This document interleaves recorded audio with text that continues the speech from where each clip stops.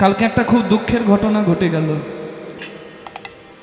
আজকে 22শে জুলাই নাকি বাবা, কাল গেছে 21শে জুলাই। যদিও আমাদের দেশের ঘটনা নয়, বাংলাদেশের ঘটনা, তবুও সবার জেনে রাখা উচিত। খুব মর্মান্তিক, খুব দুঃখের কথা। অন্যান্য দিনের মতো শুরু হয়েছিল দিনটি ঠিক দুপুর 1:18 বাংলাদেশের ঢাকার কাছে একটি school, milestone college and school, সেই স্কুলের জুনিয়র সেকশন, মানে বাচ্চারা যেখানে যে বিল্ডিংয়ে বাচ্চারা পড়াশোনা করছে, ছুটির ঘন্টা বেজে গেছে, বাচ্চারা ব্যাগ গুছিয়ে নিয়েছে, কত আনন্দে তারা বাড়ি ফিরে যাব, মা বাবাকে দেখবো, কিন্তু আর মা বাবাকে দেখা হলো না। জীবনের শেষ ঘন্টা বেজে গেল। জন্ম আর মৃত্যু, জীবন আর মরণের মাঝে দাঁড়িয়ে গেল একটা লোহার খাঁচা, মানে বিল্ডিং এর রেলিং। সেই রেলিং এর বাইরে বেরিয়ে এলে হয়তো বেঁচে যেতে পারলো না। ছোট্ট ছোট্ট নিষ্পাপ শিশুগুলোর প্রাণ চলে গেল। যখন দৃশ্যগুলো দেখছি, স্কুল ড্রেসগুলো নাই এবং চামড়াগুলো ঝুলে ঝুলে পড়ে গেছে, ছুটে ছুটে বেরিয়ে আসছে স্কুল থেকে, ফেসবুকে দেখছি আর আমার বুক ফেটে যাচ্ছে।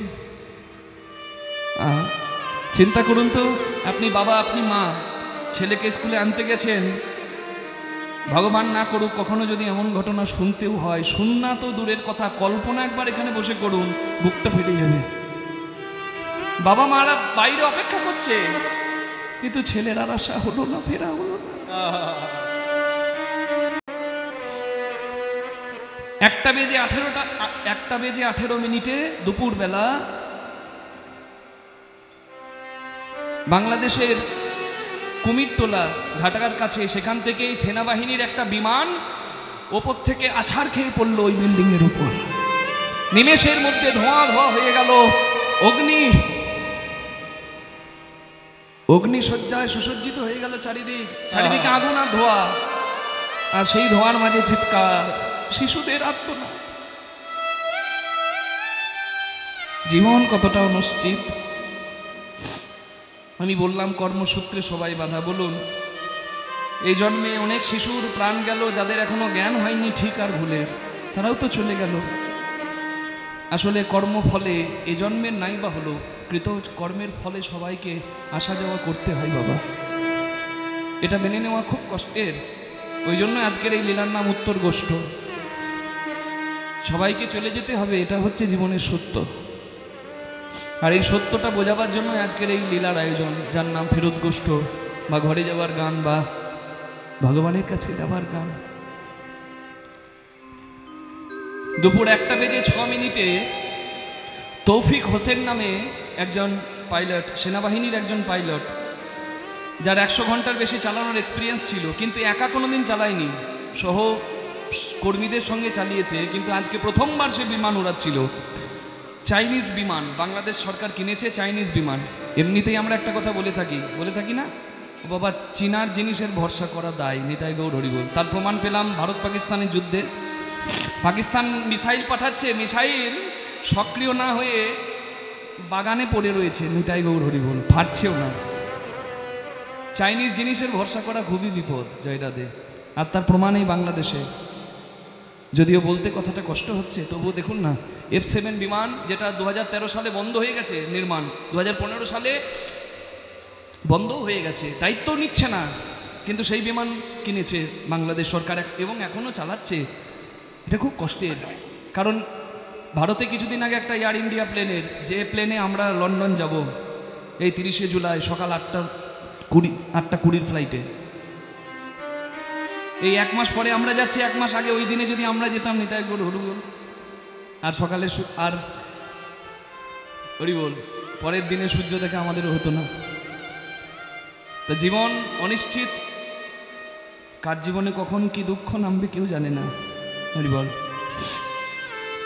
1:06 পাইলট বিমানটা ওড়ালো, কিন্তু শোনা যাচ্ছে নাকি যান্ত্রিক ত্রুটির কারণে, আরও গবেষণা হবে, আরও অনুসন্ধান হবে, যান্ত্রিক ত্রুটির কোনো কারণে বিমানটাকে কন্ট্রোল করতে পারা গেল না।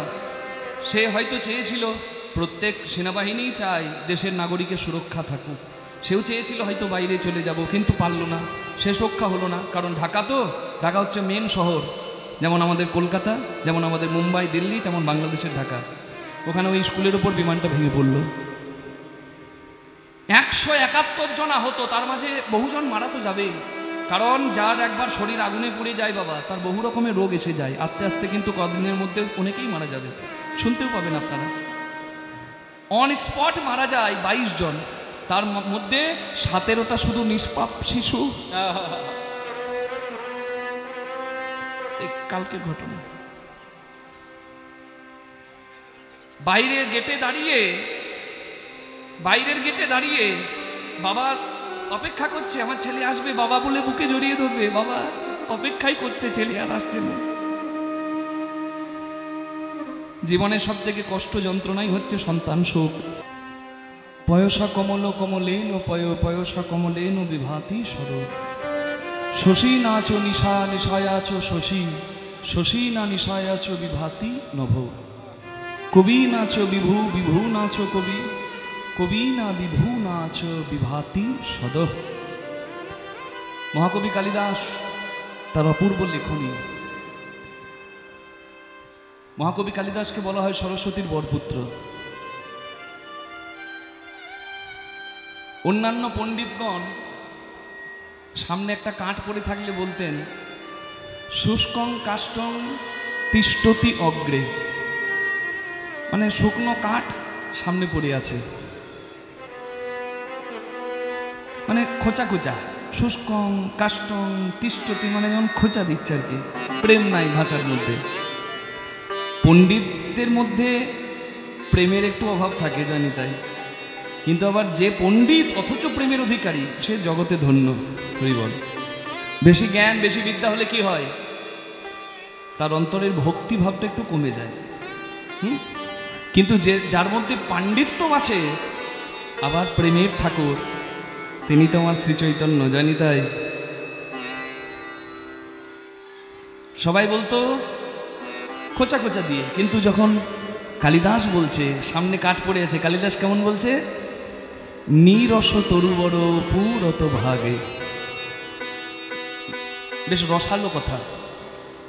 ওই যে আপনারা জপ করেন, সরস্বতী মাকে পুষ্পাঞ্জলি দেন না, জয় জয় দেবী চরাচর সারে, কুচযুগ শোভিত মুক্তাহারে, বীণা রঞ্জিত পুস্তক হস্তে, ভগবতী ভারতী দেবী নমস্তুতে। এটা কালিদাসের, এত সুন্দর। আর কীর্তনের প্রথমে সেই কালিদাসের লেখা একটা শ্লোকই বললাম। এই যে আপনারা হরিবাসরে বসেছেন, আপনাদের গুরুত্ব কতটা, আমি গাইছি আমার গুরুত্ব কতটা। হরিবাসরে উপস্থিত যারা, তাদের গুরুত্ব কতটা এই শ্লোকে বলা আছে। পয়সা কমল কমলেন পয়, কমল মানে পদ্ম, কোথায় ফোটে, জলে। জলে না ফুটে যদি কচুর ঝোপে ফুটতো পদ্ম, পদ্মের কি এত কদর থাকতো না, সেই কদর থাকতো না। জলের জন্য পদ্ম সুন্দর। আবার 100টা পদ্ম নাই বা হলো, একটা পদ্ম যদি জলে ফুটে থাকে, জলের ওই পদ্মের জন্য আবার জল সুন্দর। পদ্মের জন্য জল সুন্দর, জলের জন্য পদ্ম সুন্দর। আর জল আর পদ্ম দুই মিলে একটা সাধারণ পুকুরকে সরোবর করে। যে পুকুরে পদ্ম হয় সে পুকুরের নাম সরোবর হয়। ঠিক তদ্রূপ শশী নাচো নিশা নিশায়াচো শশী, শশী মানে চাঁদ, নিশা মানে অন্ধকার রাত্রি। চাঁদ আর রাতের সম্পর্ক কেমন, হরি বল। চাঁদ কখন দেখা যায়, কখন সুন্দর মনে হয়, দিনের বেলা না রাতের বেলা, রাতের বেলা। দিনের বেলা চাঁদ দেখা যায়, দিনে কি চাঁদ থাকে, মা বলছেন না, চাঁদ দিনেও থাকে, চাঁদ রাতেও থাকে। চাঁদ চাঁদের জায়গায় আছে, কিন্তু সূর্যের এত প্রভাব এবং পৃথিবীর গতি, আবার চাঁদের গতি, আবার সূর্যের এই যে চাঁদ পৃথিবীর এই যে গতি, এই গতির জন্য কিন্তু আমরা দিনের বেলা চাঁদকে দেখতে পাই না। সূর্যের এত তেজ, রাত্রিবেলা হলে চাঁদ সুন্দর হয়। আবার দেখুন পূর্ণিমার চাঁদ নাইবা হলো, প্রতিপদের যদি এক কলা চাঁদ আকাশের বুকে ফোটে, ওই প্রতিপদের চাঁদের জন্য কিন্তু অন্ধকার রাতটা সুন্দর হয়।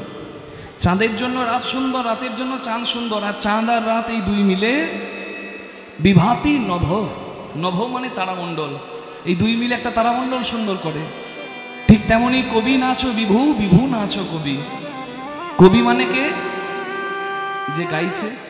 আর বিভু মানে যারা ধনে মনে ধনী, যাদের দেওয়া দানে আজকের এই আয়োজন। হরি বল। শ্রোতা উত্তম, বক্তা উত্তম নয়, হবে না। বক্তা উত্তম, শ্রোতা চঞ্চল, তাহলেও কিন্তু হরিবাসর পরিপূর্ণ হবে না। তাই দায়িত্ব যতটা আমার, দায়িত্ব ততটা আপনাদের। সন্ধ্যাবেলায় কোলাহল হতেই পারে, কিন্তু আপনারা মনকে স্থির করে এখানে বসুন।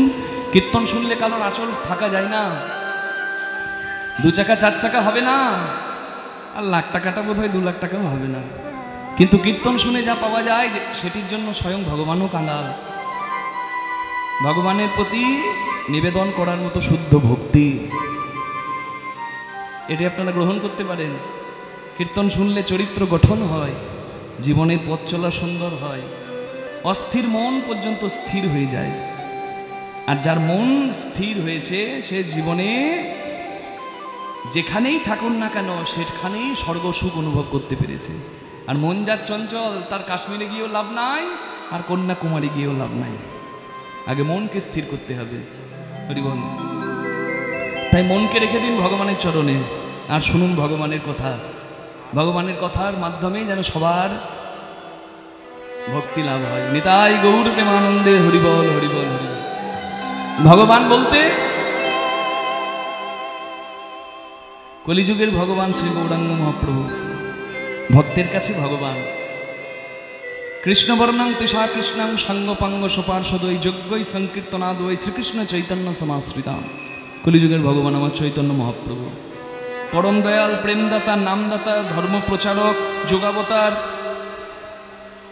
যা নামে আপনি ডাকবেন ডাকুন, কিন্তু ভক্তের কাছে ভগবান। সেই কলিযুগ পাবন অবতার শ্রী গৌরাঙ্গ মহাপ্রভু দাঁড়িয়ে পতিত পাবনীর তীরে, আমার পতিত পাবন গৌর হরি খেলছেন হরি নামের খেলা। পতিত পাবনী মানে গঙ্গা, গঙ্গা। হরি বল। গঙ্গার জল ঘোলা ভালো, আর জাতের হলে কালো ভালো। আমরা বলে থাকি নাকি গো? গঙ্গার জলে যে যায় সেই কিন্তু পবিত্র হয়। আপনারা হাসছেন, আসলে ভালোবাসা আছে বলে রসিকতা হয়, ও কিছু মনে করবেন না, জানি তাই। গঙ্গার জলে যে যায় সে পবিত্র হয়। এবার ভেবে দেখুন তো, গঙ্গার জন্ম কোথা থেকে হয়? বিষ্ণু চরণে জলা ব্রহ্মা কমণ্ডলা শিব জটা রাজতা দেবী গঙ্গে। এই বাঁ দিকে যিনি বসে আছেন তার গান শুনে ডান দিকে যিনি আছেন তিনি কান ছিলেন। পৃথিবীর শ্রেষ্ঠ সঙ্গীতজ্ঞ শিব। আপনি নাচ শিখতে যাবেন, শিবের চরণ ধরতে হবে। গান শিখতে যাবেন, শিবের চরণ ধরতে হবে। পৃথিবীর শ্রেষ্ঠ সঙ্গীতজ্ঞ, যার গান শুনে, যার নাদ শুনে, যার নাদ শুনে মোমের পুতুল যেমন বলে যায় ভগবানের অঙ্গ গলে গিয়েছিল, আর মোমের পুতুল গললে যেমন মোম গড়িয়ে পড়ে, বিষ্ণু গলা জল বিষ্ণুর দক্ষিণ চরণ দিয়ে বেরিয়েছিল। ব্রহ্মা চালাক, সেই জলকে কুমণ্ডলে ধারণ করে, সেই জলকে জটা জালে মহাদেব আবদ্ধ করে, আর সেই জল হিমালয় ভেদ করে জাহ্নবী নাম ধরে কপিল মুনির আশ্রমে গিয়ে সগর বংশের সন্তানদের উদ্ধার করে মা গঙ্গা রূপে পতিত পাবনী হয়ে সকলকে কৃপা করেনি। তাই গৌর হরি হরি বল। যে গঙ্গার জলে গিয়ে সবাই পবিত্র হয়, যে গঙ্গার জলে গিয়ে সবাই পবিত্র হয়, সেই গঙ্গার জন্মই ভগবানের শ্রীচরণ থেকে হয়। তাহলে বুঝতে পারছেন তো, গঙ্গায় সবাই যদি জায়গা পায়, ভগবানের চরণেও সবার জায়গা হবে। হরি বল।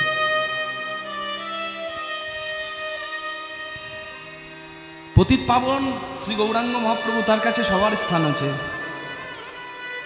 খেলছেন হরিনামের খেলা। আপনি আচরি ধর্ম জীবেরে শেখায়, আপনি না করিলে ধর্ম শেখানো না যায়। হরি বল হরি বল।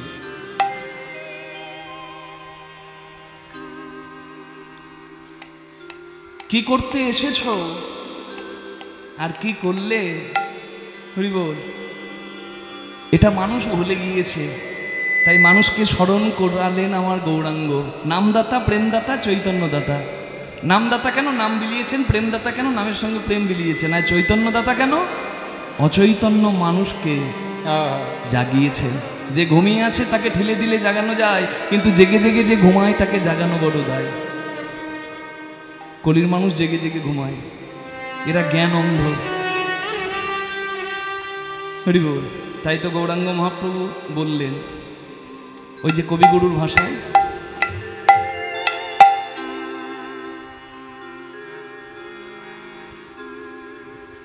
তুই ফেলে এসেছিস তারে মন রে আমার, তাই জনম গেল শান্তি পেলি না রে মন রে আমার। তুই ফেলে এসেছিস কাঁদে রে মন, মন রে আমার। তুই ফেলে এসেছিস কাঁদে রে মন, মন রে আমার। কৃষ্ণ ভজিবার তরে সংসারে আইল, মিছায় মায়ায় বদ্ধ হয়ে বৃক্ষ সম হইল। এরপরে লাইনগুলো আপনারা জানেন তো, বলুন। ফলরূপে পুত্র কন্যা ডাল ভাঙি পড়ে, কাল রূপে সংসারে পক্ষ বাসা করে। আমরা জানি, কিন্তু ওই যে বললাম জ্ঞান অন্ধ। হরি বল। যে পথ দিয়ে চলে এলি সে পথে এখন ভুলে গেলি রে, কেমন করে ফিরবি তাহার দ্বারে মন রে আমার। তুই ফেলে এসেছিস কাঁদে রে মন, মন রে আমার। তুই ফেলে এসেছিস কাঁদে রে মন, মন রে আমার। জীবন পথে চলতে চলতে বারবার স্মরণ হয়, কিন্তু তবু আমাদের চৈতন্য নাই। একদিন হরিনাম শুনছি, চৈতন্য হচ্ছে, আবার বাড়িতে গিয়ে সব ভুলে যাচ্ছি, পুনরায় মুশিক ভব। সৎসঙ্গ করছি, সৎ হবার ইচ্ছা জাগছে, কিন্তু পরোক্ষে আবার সেই ইচ্ছা চলে যাচ্ছে। ইঙ্গিত দেয়, বিপদের ইঙ্গিতও ভগবান দেয়, কিন্তু আমরা বুঝতে পারি না।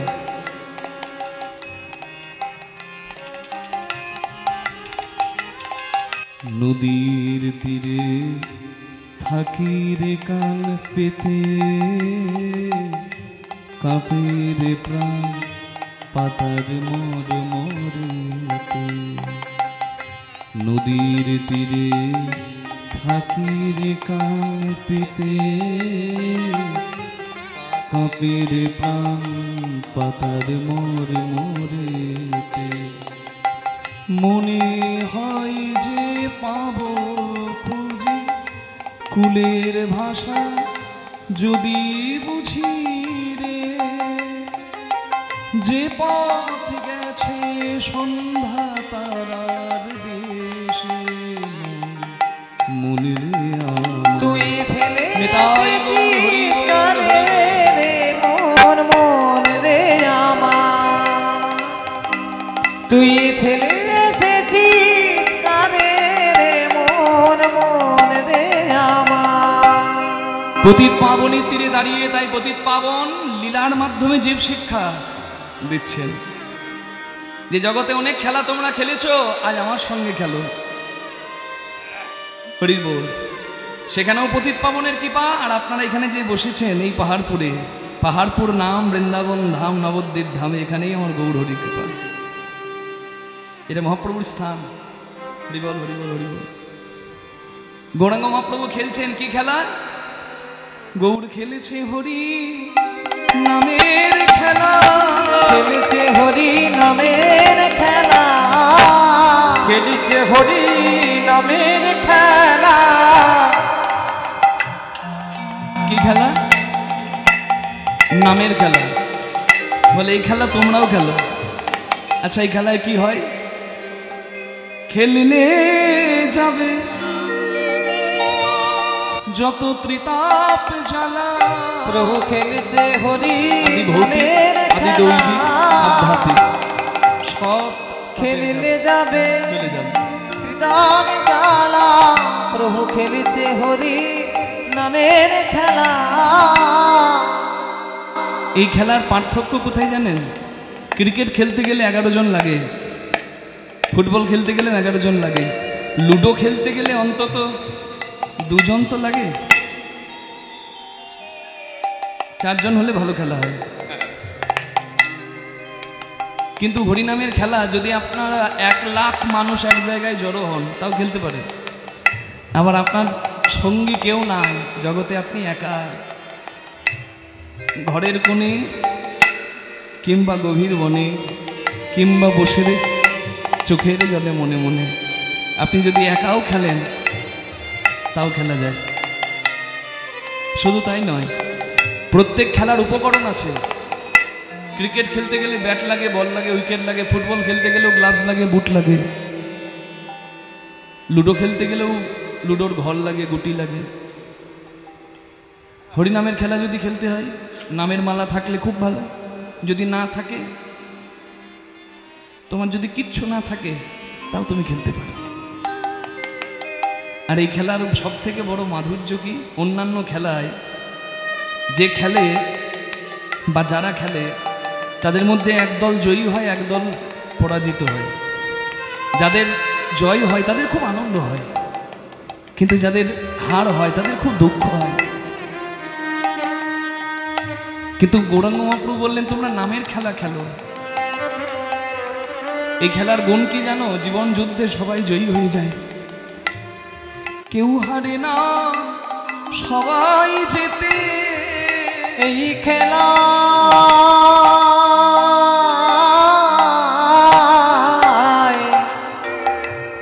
খেলায় কেউ হারে না,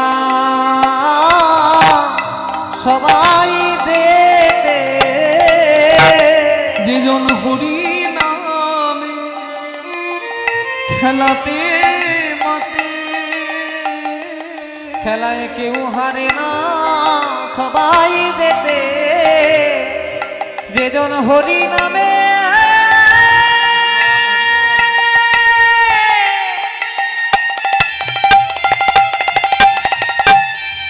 হরি নামের খেলাতে মাতে, খেলায় কেউ হারে না, সবাই জেতে।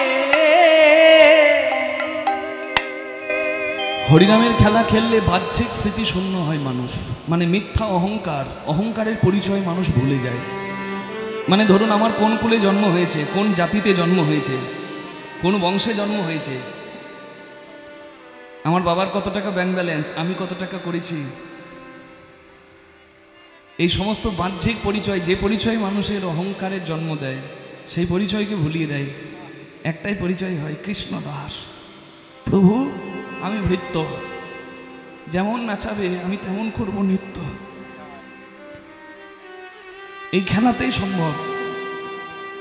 বাহ্যিক ছোট বড় ভেদ দূর হয়। এ জগতে আপনি দেখাতে পারবেন না কোনো বাবা ছেলেকে প্রণাম করছে, কিন্তু নামের জগতে, ভক্তি জগতে আছে। যখন খেলাতে বিভোর হয়ে যায়, এই ভক্তির গুণে, নামের গুণে, জগতে কত পিতা ধরে তা পুত্রের চরণ, কত পিতা ধরে তার পুত্রের চরণ, তাদের দেহ স্মৃতি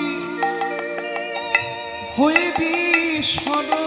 কত পিতা ধরে তার পুত্রের চরণ, তাদের দেহ স্মৃতি হয়ে বিস্মরণ। কত পিতা ধরে তার পুত্রের চরণ। বাবা ছেলেকে প্রণাম করে আছে কোথাও? হ্যাঁ, মহাপ্রভুরই পার্শ্বদ, তার নাম শিবানন্দ সেন, তার ছোট ছেলের নাম পরমানন্দ সেন। পরমানন্দ সেন বাবাকে ছোটবেলায় বায়না করে জন্মদিনে, বাবা জন্মদিনে তো বাবাকে প্রত্যেক ছেলেই কিছু বায়না করে, আমি যা চাইবো তুমি দেবে। বলে বল তোর কি চাই? ঘড়ি চাইলো না, মোবাইল চাইলো না, খেলনা চাইলো না, চকলেট চাইলো না, ছেলে চাইলো কি, যে গৌরাঙ্গের নাম তুমি সবসময় করো আমি একবার সেই গৌরাঙ্গ দেখতে চাই। ভক্তিপরায়ণ সন্তানকে নিয়ে গেল কলকাতা থেকে কোথায়, সেই পুরীধামে। মহাপ্রভু তখন পুরীধামে। শিবানন্দ সেন গৌরাঙ্গের পার্শ্বদ, তার পুত্র পরমানন্দ ছোট ছেলে, সে গৌর দর্শন করলো। গৌরাঙ্গের সামনে দাঁড়িয়ে 100টা সংস্কৃত শ্লোকে কৃষ্ণ কথা বর্ণনা করল। এমন কৃষ্ণ কথা শোনালো আমার গৌর হরি ভাবে বিগলিত হয়ে গেল। গৌরাঙ্গ যখন কাঁদছে কৃষ্ণ শুনে, হরিবল হরিবল কৃষ্ণ বলো করছে, সেই সন্তান গৌরাঙ্গের কৃপার দুগ্ধ, মানে ডান হাতের বৃদ্ধাঙ্গুলি থেকে মহাপ্রভুর কৃপার দুগ্ধ বেরিয়ে আসে। সন্তানকে যেমন মা দুগ্ধ দেয়, তেমনি গৌরহরি পিতৃস্নেহ দান করলেন পরমানন্দকে, এবং সেই গৌরহরি কৃপা পেয়ে সন্তানটি হলো কবি কর্ণপুর। এখনো আছে বৈষ্ণব সাহিত্যে, প্রচুর পদ লিখেছে। যেমন রসদগারের একটা পদ আমরা শুনে থাকি। তা গৌরাঙ্গের সেবা করতে পারলো, গৌরাঙ্গকে কাঁদিয়ে দিল। তখন শিবানন্দ সেন পুত্রের চরণ ধরে বলল, বাবা আমি গৌরাঙ্গের পার্শ্বদ হলেও আমি গৌরকে যে সেবা দিতে পারি না, তুই তাই সেবা দিলি, তাই আমার খুব ইচ্ছা করছে তোকে একটা প্রণাম করি। শুধু কি বৈষ্ণব শাস্ত্রে না, রামায়ণেও আছে। বাবা ছেলেকে প্রণাম করেছে, প্রমাণ বাবার নাম বিভীষণ, ছেলের নাম তরুণী সেন। রাম রাবণের যুদ্ধে রামচন্দ্রের হাতে রাক্ষস কুলের বহু বীর উদ্ধার হয়ে গেল। চিন্তা করলো মনে মনে বিভীষণ নন্দন তরুণী সেন, স্বধর্মে মরণ শ্রেয় পরধর্ম ভয়াবহ। আমি ধর্ম আচরণ করব, আমি যুদ্ধ করব। রাবণের আশীর্বাদ মাথায় নিয়ে রামচন্দ্রের সঙ্গে যুদ্ধ করবে বলে শেষবারের মতো মাকে প্রণাম করতে গিয়ে মায়ের চরণ দুটি জড়িয়ে ধরে বলে, মা গো, মায়ের আশীর্বাদ যে ছেলের মাথায় থাকে সে ছেলে সব কাজে জয়ী হয়। আমি তোমায় প্রণাম করলাম মা, তুমি আমায় আশীর্বাদ করো যেন আমি মর্যাদা পুরুষোত্তম শ্রীরামচন্দ্রকে পরাস্ত করতে পারি।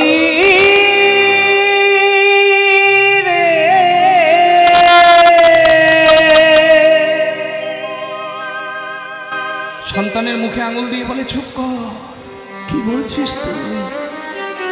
বাবা রামচন্দ্র ভগবান, ভগবানকে কি কেউ হারাতে পারে? তাকে হারানো যায় না, তাকে জয় করা যায়। কথা একই কিন্তু অনেক পার্থক্য। হারিয়ে দেওয়া আর জয় করে নেওয়া দুটোর মধ্যে অনেক পার্থক্য। তুই যখন স্থির যুদ্ধ করতে যাবি, আমি তোকে বাধা দেব না।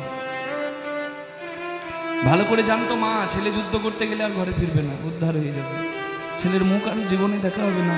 কিন্তু মা বাধা দিল না, কারণ জন্মেছে সবাই, চলে যাবে সবাই, কিন্তু স্বয়ং ভগবানের হাতে উদ্ধার পাবার ভাগ্য খোঁজনা রয়। বৈকুণ্ঠের দরজার দারোয়ান জয় আর বিজয় পরম হরিভক্ত সনকাদি ব্রাহ্মণগণের অভিশাপে অভিশপ্ত হলেন। ভগবানের কাছে এসে কাঁদছেন, প্রভু আমরা অভিশাপ পেয়েছি, তোমাকে ছেড়ে মর্তলোকে যাব, তুমি বলো কিভাবে আবার উদ্ধার পাবো। জয় বিজয়কে দেখে ভগবান বললেন, আমার বন্ধুত্ব করলে 3 জন্ম লেগে যাবে উদ্ধার পেতে, আর আমার সঙ্গে যদি শত্রুতা করো, আমার সঙ্গে বন্ধুত্ব করলে 100 জন্ম লেগে যাবে উদ্ধার পেতে, 100 জন্ম লেগে যাবে, কিন্তু আমার শত্রুতা করলে মাত্র 3 জন্মে উদ্ধার পেয়ে যাবে। চৈতন্য চরিতামৃতে বলে 4 জন্ম, ভাগবতে বলে 3 জন্ম। বলে তোমার সঙ্গে শত্রুতা করে যদি তাড়াতাড়ি তোমার কাছে ফিরে আসতে পারি, তাহলে তোমার শত্রুই হব। জন্মে জন্মে শত্রু হয়ে এলেন পরম হরিভক্ত জয় বিজয়। সত্য যুগে হিরণাক্ষ হিরণ্যকশিপু রূপে, ত্রেতা যুগে তারা এলেন রাবণ কুম্ভকর্ণ রূপে, দাপর যুগে তারা এলেন শিশুপাল দন্তবক্র রূপে, আর কলিযুগে চৈতন্য চরিতামৃতের ভাষায় তারাই এসেছিল জগাই মাধাই হয়ে। তাহলে ভগবানের শত্রু যারা, তারাও ভগবানের ভক্ত। ওই যে হরি বল। কর্ম বিপাকে গতাগতি পুনঃ পুনঃ মতিরহুত পদসঙ্গ। কর্মক্ষেত্রে সবাই আসবে। ছেলে যাচ্ছে যুদ্ধ করতে, মা সাজিয়ে দিল ছেলেকে শেষবারের মতো। আর তো সাজানো হবে না। কিভাবে সাজালো? যে আমার ছেলে যখন উদ্ধার হবে, তখন যদি ভক্ত সাজে উদ্ধার হয় তাহলে শ্রীরামের চরণ পাবে। তাই ভক্তের সাজে সাজিয়ে দিল। সারা গায়ে রাম রাম রাম রাম রাম রাম নাম লিখে শেষবারের মতো সন্তানকে জড়িয়ে ধরে আশীর্বাদ করে বলল, যা, যে সাজে আমি তোকে সাজিয়ে দিয়েছি সেই সাজে তুই একেবারে তোর গন্তব্যে পৌঁছে যাবি বাবা, তুই জয় করবি রে। মায়ের আশীর্বাদ মাথায় নিয়ে বিভীষণ পুত্র তরণীসেন এলো সম্মুখ সমরে শ্রীরামচন্দ্রের সঙ্গে যুদ্ধ করতে। প্রবল পরাক্রমী তরণীসেন, কিন্তু শ্রীরামচন্দ্রের সঙ্গে তুলনাই হয় না। রামচন্দ্র বিভীষণের কথাতে, তিনি তো মর্যাদা পুরুষোত্তম, পিতার কাছে অনুমতিটা নিয়ে নিলেন। বিভীষণকে বললেন, বিভীষণ, কি সুন্দর ছেলে, সারা গায়ে রাম নাম লেখা, মনে হচ্ছে আমার কোনো ভক্তের সন্তান, তুমি ওর পরিচয় বলো তো। বিভীষণ পরিচয় গোপন করলেন। বিভীষণ জানতেন যে রামের হাতে উদ্ধার যে পাবে তার মতো ভাগ্যবান আর দ্বিতীয় কেউ হবে না। বিভীষণ বললেন, প্রভু, তুমি ওর মায়াবী রূপ দেখে ভুলো না, তুমি ওকে ক্ষমা করলে ও ক্ষমা না করতে পারে, ও তো রাক্ষস কুলের মায়াবী, তুমি ওকে উদ্ধার করো। নিজের পুত্রের মৃত্যু কামনা করলেন বিভীষণ। আপনারা বলেন ঘরশত্রু বিভীষণ, কখনো বলবেন না। স্বার্থপর বাবা শাক দিয়ে মাছ ঢাকার মতো ছেলের দোষ ঢাকে দেয়। বিভীষণ চাইলে সন্তানকে বাঁচিয়ে দিতে পারত, কিন্তু বিভীষণ ধর্মকে শিরে ধার্য করল, নিজের প্রতিজ্ঞা, নিজের সত্যকে সর্বশ্রেষ্ঠ স্থানে দেখল। নিজের ছেলে বলে আমি দুধে জলে মিশিয়ে দেব, তা করল না। বিভীষণের কাছে অনুমতি নিল যুদ্ধ করতে করতে শ্রীরামচন্দ্র। বিভীষণ, তবে একে কিভাবে পরাস্ত করা যায়?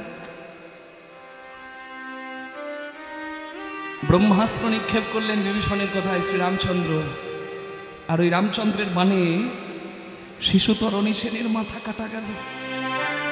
কাটা মুন্ড গড়িয়ে গড়িয়ে শ্রীরামচন্দ্রের চরণ সম্মুখে এলো। মৃত্যুকালেও ওই কাটা মুখ থেকে ধ্বনিত হচ্ছে শ্রীরামের নাম, শ্রীরাম রাম রাম, শ্রীরাম রাম রাম, শ্রীরাম রাম রাম, শ্রীরাম রাম রাম, শ্রীরাম রাম রাম, শ্রীরাম রাম রাম।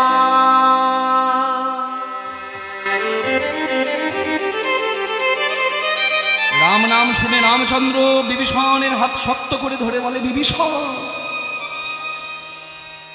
এ তুমি কি করলে? যে ছেলে মরণকালে আমার নাম করে মরে, তুমি বললে সে আমার শত্রু। না না না, আমার মন বলছে সে নিশ্চয়ই আমার কোনো ভক্তের সন্তান। এই ছেলে কে? এতক্ষণ বুকটাকে পাথর করে রাখলেও আর পারল না বিভীষণ। জীবনে সব থেকে যন্ত্রণা হলো সন্তান শোক।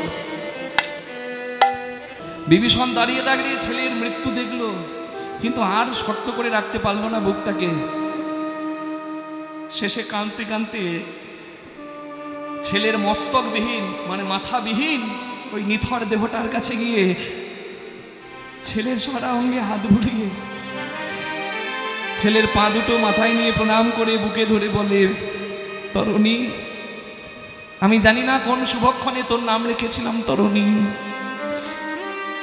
তরণী মানে নৌকা, তুই সত্যি নৌকা রে, তুই এমন নৌকা যে নৌকার কান্ডারি স্বয়ং আমার শ্রীরাম, যে নৌকার কান্ডারি শ্রীরামচন্দ্র হয়, সেই নৌকা নিশ্চিত ভবপারে যায়। তাই আমি তোর এই দেহতরীকে প্রণাম করি আর বলি, বাবা, যে তরীর কান্ডারি স্বয়ং আমার শ্রীরাম, সেই ভবপারের তরিতে তোরে এই পিতাকেও একটু জায়গা দিস রে। তরুণী রে তাই বন্ধু হরি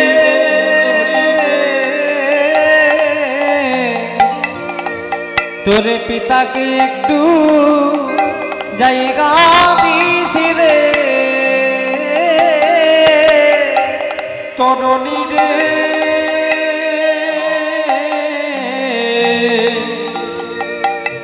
তোর পিতাকে একটু জায়গা দিস রে।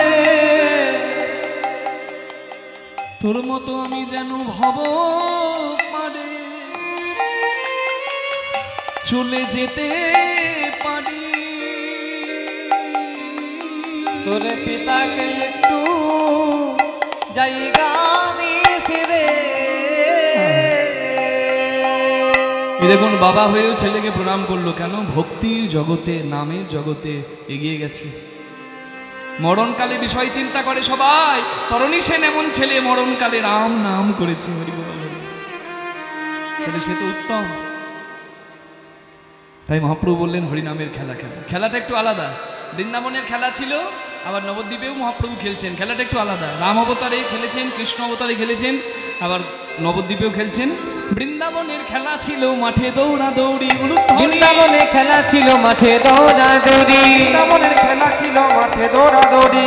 বৃন্দাবনে খেলা ছিল মাঠে দৌড়া দৌড়ি। নবদ্বীপের খেলা হলো ধুলাই গড়া গড়ি। নবদ্বীপের খেলা হলো ধুলাই গড়াগড়ি। নবদ্বীপের খেলা হলো ধুলাই গড়াগড়ি। ধুলি নয় ধুলি নয় গোপী পদরেণু। ধুলি নয় ধুলি নয় গোপী পদরেণু। ধুলি নয় ধুলি নয় গোপী পদ রেণু। ধুলি নয় ধুলি নয় গোপী পদরেণু।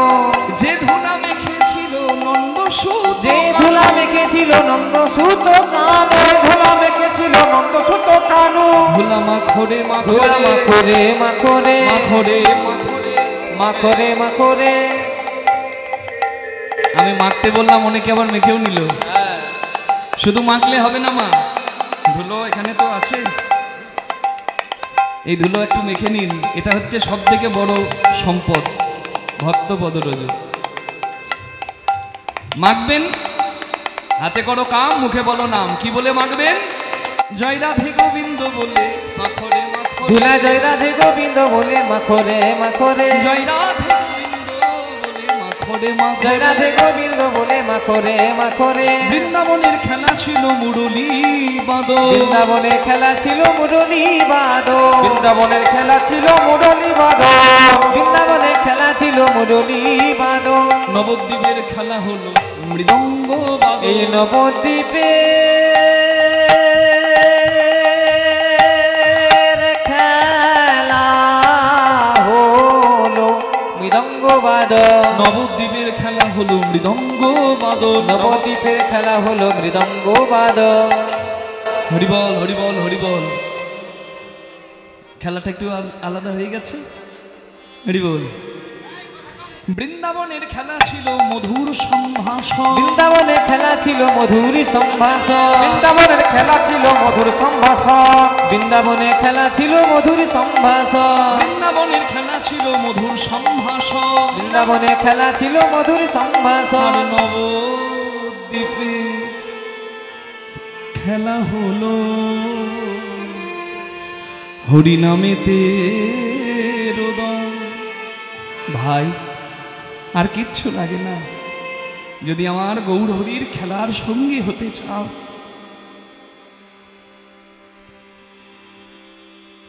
শুধু একটা ছোট্ট কাজ করলে হয়। গৌরাঙ্গ বলিতে হবে পুলক শরীর, হরি হরি বলিয়া নয়নে বহিনী। হ্যাঁ কৃষ্ণ বললেই যদি তোমার চোখ থেকে জল পড়ে, তাহলে জানবে তোমার সব পাপ। যদি একবার হরি বলে তোমরা কাঁদেতে পারো, যদি হরি তাই গৌর হরি হরি বলে তোমরা কাঁদিতে শুধু একটা কাজ, পারো। চোখের জল ফেলো। তবে আমার গৌর হরি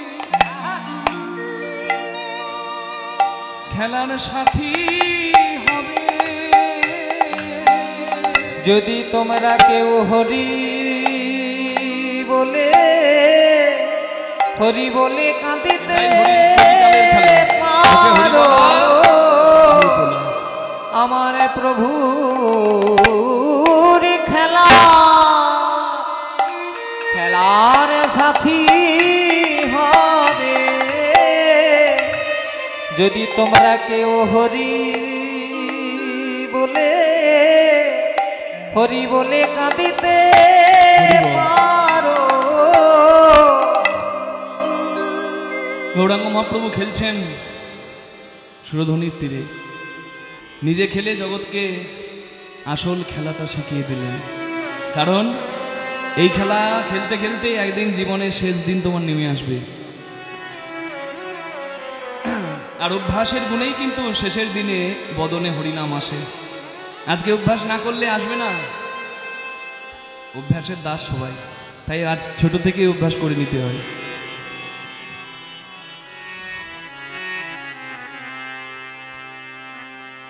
দিবায় বসান হেরি প্রভু গৃহেতে চলি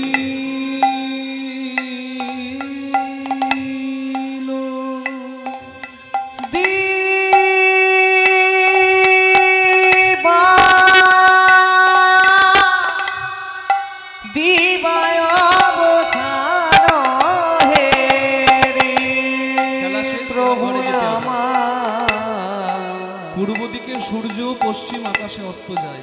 গৃহেতে চলি তেমনি আমাদের আয়ু সূর্য মৃত্যুর করে ঢলে পড়ছে। তাই খেলা শেষ করে ঘরে এলেন আর বোঝালেন তোমাদেরকেও ঘরে যেতে হবে, আসল ঘর এই ভবপারে। সূর্য পূর্ব আকাশে ওঠে, পশ্চিম আকাশে অস্ত যায়। তেমনি আমাদের কিন্তু গোনা দিন আস্তে আস্তে ফুরিয়ে আসছে। সূর্য অস্ত যাচ্ছে আমাদের, কোন সূর্য? আয়ু সূর্য।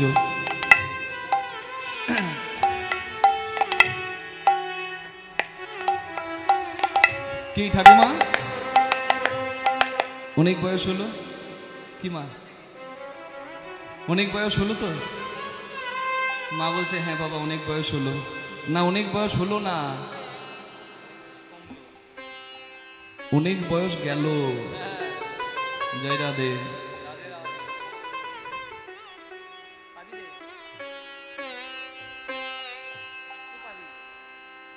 গোনা দিন ফুরিয়ে গেল। বয়স কারোর বাড়ে না, বয়স কমে।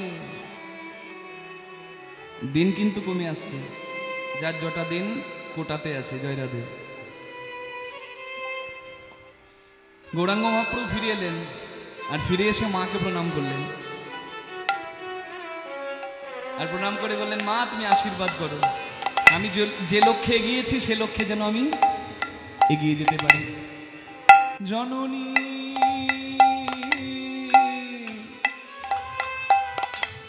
চরণে আসি প্রণাম করিলা, প্রণাম করিলা, প্রণাম করি। ওই জননী চরণে আছে প্রণাম করিলা, প্রণাম করিলা, প্রণাম করিলা। মায়ের চরণে এসে প্রণাম করে মাকে বলে, মা আমায় আশীর্বাদ করো মা, আশীর্বাদ করো মা, আমায় আশীর্বাদ করো মা, আশীর্বাদ করো মা। এই আমার পাগল ছেলে, হ্যাঁ সারাদিন ধেই ধেই করে হরিনাম করবে, নাচবে, কাঁদবে, আর মায়ের কাছে এসে বলবে মা আশীর্বাদ করো। নিমাই কি আশীর্বাদ করবো রে বাবা তোকে? বলে মা গো তুমি আমায় এইটুকু আশীর্বাদ করো যেন কৃষ্ণ বলে, যেন কৃষ্ণ বলে কাঁদতে পারি, আশীর্বাদ করো মা। কৃষ্ণ বলে কাঁদতে পারি, আশীর্বাদ করো মা। ধুলাই গড়াগড়ি দিতে পারি, আশীর্বাদ করো। ধুলাই গড়াগড়ি দিতে পারি, আশীর্বাদ করো মা। বল। মাকে প্রণাম করে মাকে বড় করলেন। ভগবান যুগে যুগে মাকে বড় করে। মায়ের কথা যত বলবো তত কম।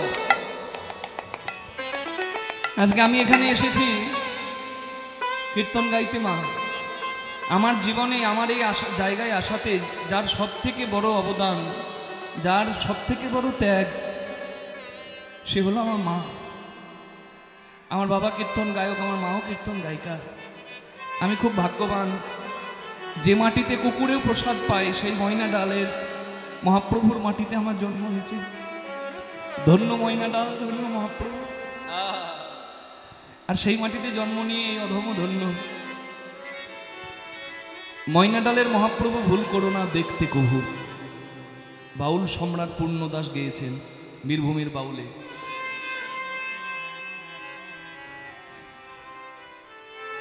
আমার বাবা তো এখনো কীর্তন গাইছে, 50 বছরের কাছাকাছি কীর্তন গাইছে এখনো।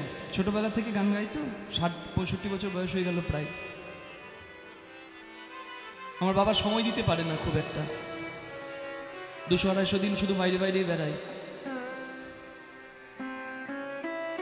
কিন্তু আমার যখন শিক্ষা জীবন, আমার বাবাও কীর্তন গাইছে, আমার মায়ের খুব নাম ডাক। আমার মা রেডিওর বিহাই আর্টিস্ট। মা এত সুন্দর কণ্ঠের অধিকারী, মা গাইলে আমি শুনি, গাইবার সাহস পাই না, এত সুন্দর কণ্ঠ মায়ের। রেডিওর বিহাই আর্টিস্ট তখনকার, আকাশবাণীর। এখনকার দিনে টিভি রেডিওতে সবাই গান গাইতে পারে বাবা, কারণ সুযোগ আছে এখনকার দিনে বেশি।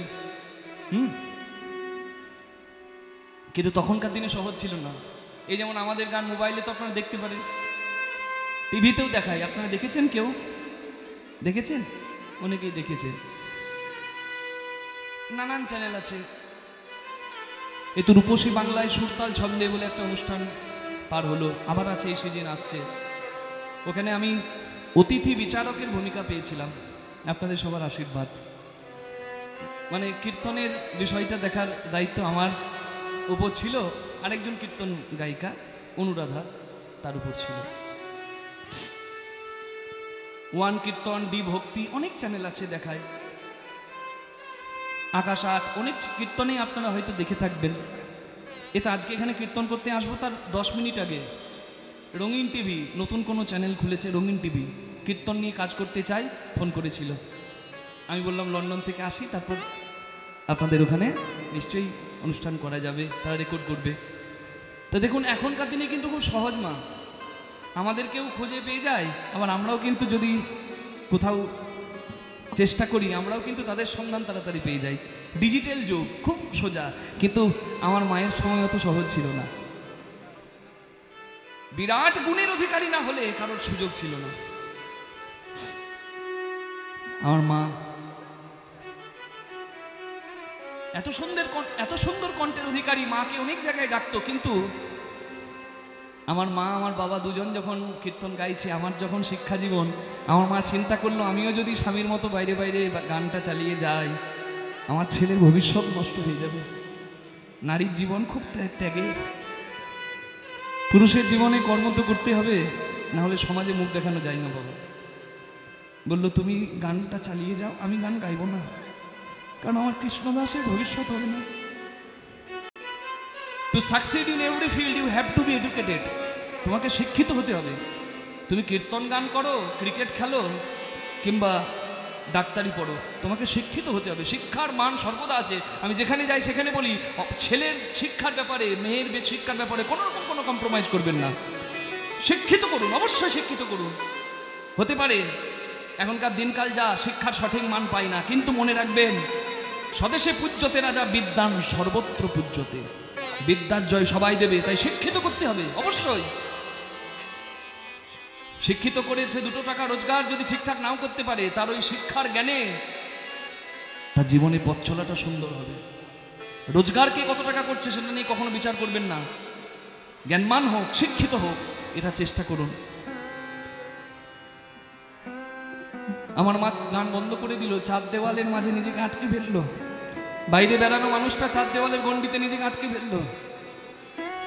আমি যখন কীর্তন গান শুরু করি প্রথম, আমার সঙ্গে আমার মা আসতো।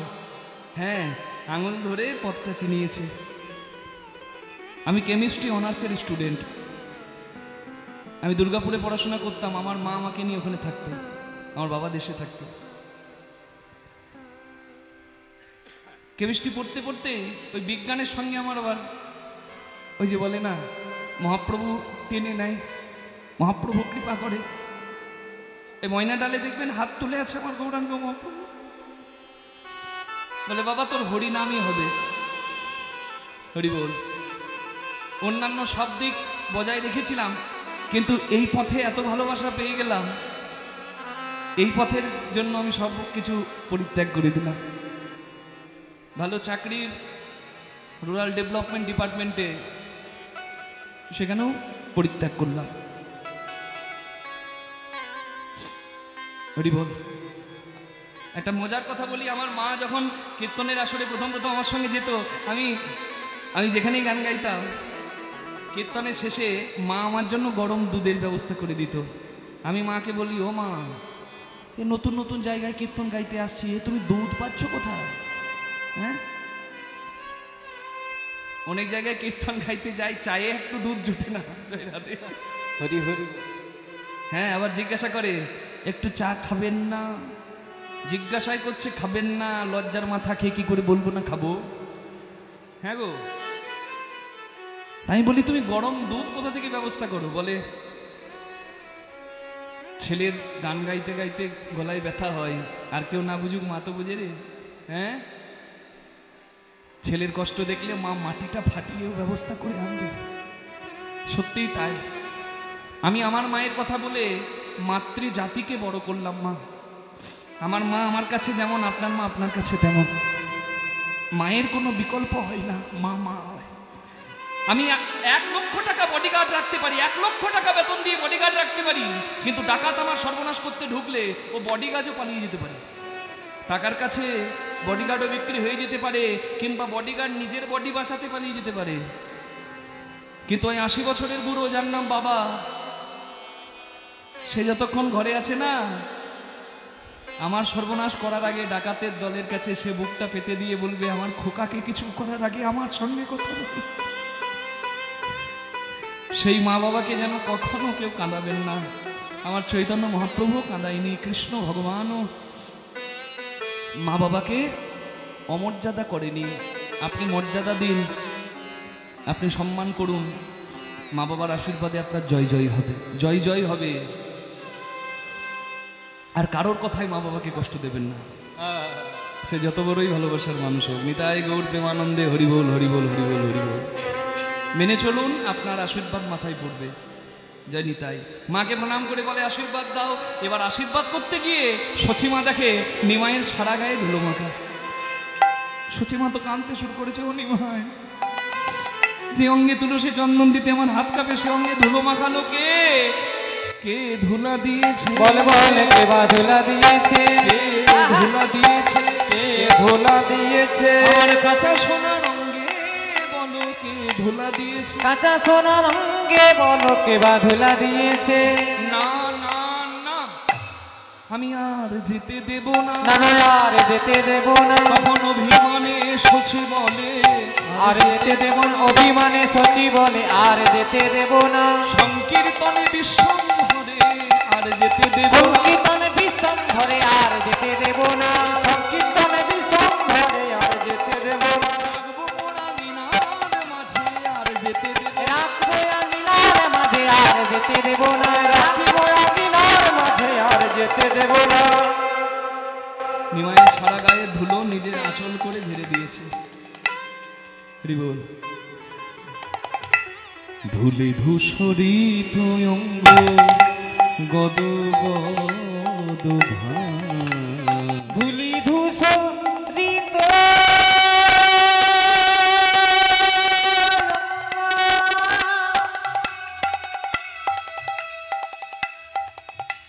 গদ গদ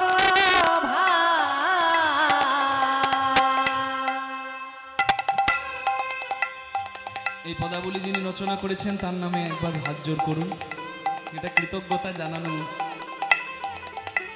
হে রাধা মোহন কহে পদ কর তহিয়াস, করো তহিয়াস, করো তহিয়াস। এ রাধা মোহন কহে করো তো হিয়া, করো তো হিয়া, করো তো হিয়া।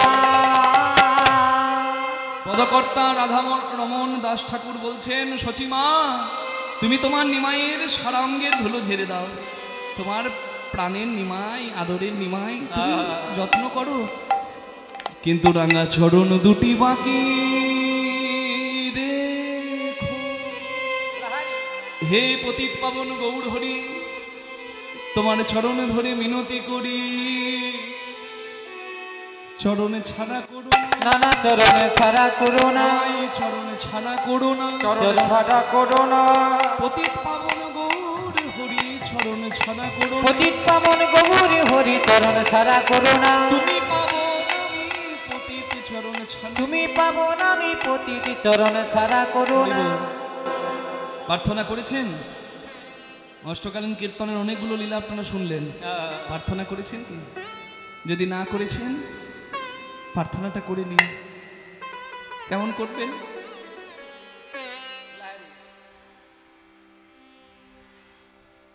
হরিদাস ঠাকুরের মতো জন্ম নিয়ে যার তিন কুল গেছে। পুরীধামে যখন হরিদাস ঠাকুর দিনে 3 লক্ষ নাম জপ করে, আর গোবিন্দ নামে এক ভক্ত প্রসাদ এনে দেয় জগন্নাথের, সেই প্রসাদ গ্রহণ করে, সেই সময়কার কথা। গোবিন্দ ভক্ত প্রসাদ এনে দিয়েছে, হরিদাস ঠাকুর প্রসাদ গ্রহণ করছেন না। গোবিন্দ গিয়ে জানালো নিমাইকে, মানে আমার গৌর হরিকে। মহাপ্রভু তখন গম্ভীরায়,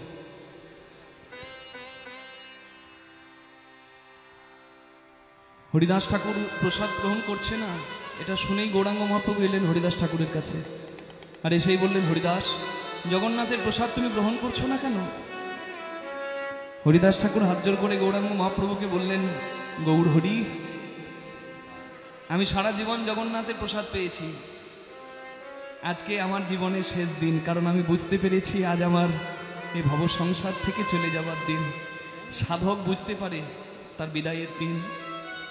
নামাচার্য হরিদাস ঠাকুর বললেন, গৌর হরি, আজ আমার প্রসাদের দরকার, তবে মন্দিরের জগন্নাথের নয়, আমার সচল জগন্নাথের প্রসাদের দরকার। আমার শরীর থেকে আরেকটু পরেই প্রাণ বেরিয়ে যাবে, আমি তোমার কাছে কোনোদিন কিছু চাইনি। হে গৌরাঙ্গ, হে মহাপ্রভু, তুমি আমায় কথা দাও, আমার এই ইচ্ছা পূরণ হবে। কি চাও? বলে, আমার যখন প্রাণ বেরিয়ে যাবে আমি নয়নের সম্মুখে তোমায় দেখতে চাই, তোমার মুখের হরিনাম আমি শুনতে চাই, হরিনামে যেন আমার জিহ্বা নড়ে, আর আমার প্রাণ যখন বেরিয়ে যাবে তোমার যুগল চরণ তুমি আমার বুকের মাঝে দিও। এই হলো প্রার্থনা।